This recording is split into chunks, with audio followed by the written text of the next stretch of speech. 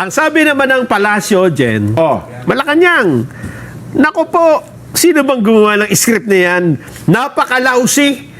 Lousy. Ayun. Ito sabi ni Attorney Claire Castro, Yusek, Oh. ano masasabi mo doon sa mga mali-maleta daw? Yusek. Alingan laban sa Pangulo. Lousy script. Hindi pang award-winning. Hindi malinis. Alam mo na may kasinungalingan. So, sino ba ang nasa likod nito?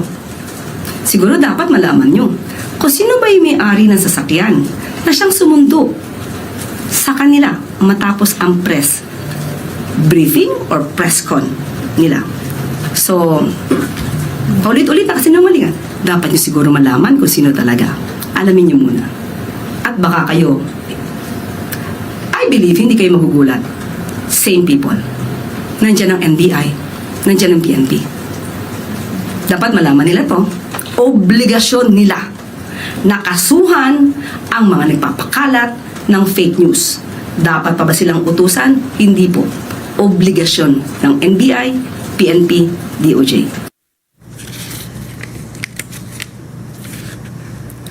Ayun. Ayun na, tama na. Oo. Ayos yan. Oo. Lousy script. Oo, imbestigahan kung kanino galing yung sasakyan.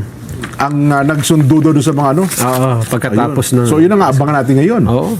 Sino kaya may-ari? May yun. Tsaka nga naman, may susundo doon sa kanila. Oo, oo, oo. Ah.